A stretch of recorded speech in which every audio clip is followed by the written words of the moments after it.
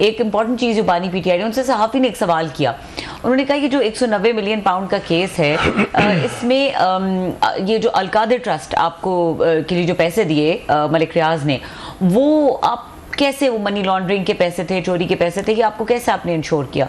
तो उन्होंने कहा जी हमने पूछा, उन्होंने कहा और गारंटी दे दी और हमने कहा कि ठीक है। सो ये उनसे पूछा गया कि आपने कैसे यकीन कर लिया इस बात के ऊपर?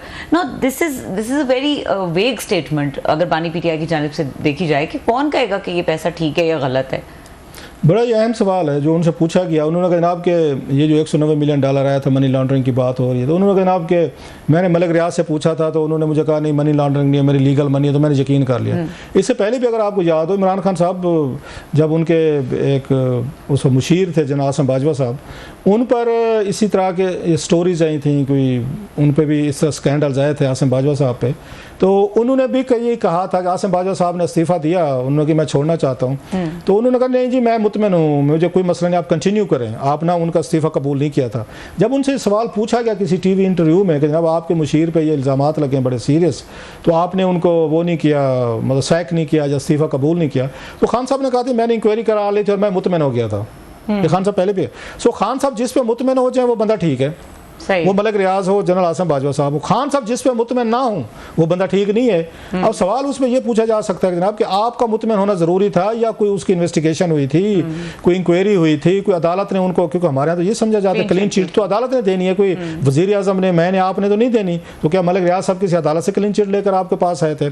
और दूसरा मतलब खान साहब जो फरमाते थे, अब मैं उन्हीं की उसमें टोन में ही कहा जा सकता है, जो अहमद मीर साहब के शो में कहा था कि मलिक रियाज हारे को काना कर देता है। याद है उनका बड़ा एक मशहूर ज़माना है, चलते भी रहे। तो जब बंदा काना हुआ हो ना, तो फिर उसकी इंक्वायरी भी नहीं होती, फिर पैसा भी उसका ठीक होता है, फिर उसके अंगूठियाँ भी ठीक होती हैं, फिर उसकी कैरेट भी ठीक होते हैं, फिर उसके सोने जवाहरात चूड़ियाँ भी ठीक होती हैं। वो जो आई थी वो याद होगा, वो जो ऑडियो क्लिप आया था।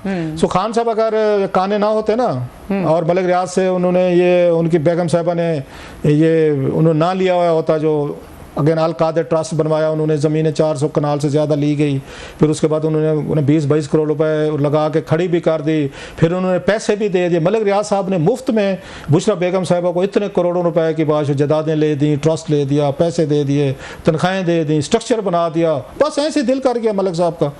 बात वही है। खान साहब जो मुझे दुख होता है, जिस पे लोग कहते हैं, आप उन पर बाज़ बिटर रहता हूँ कि खान साहब आपने काना नहीं होना था।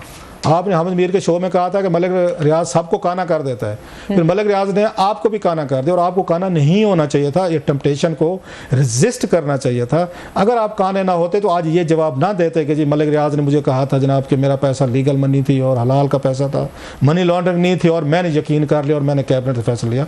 जब आप काने होकर बैठे हो ना, तो फिर इस तरह के बयान देते हैं।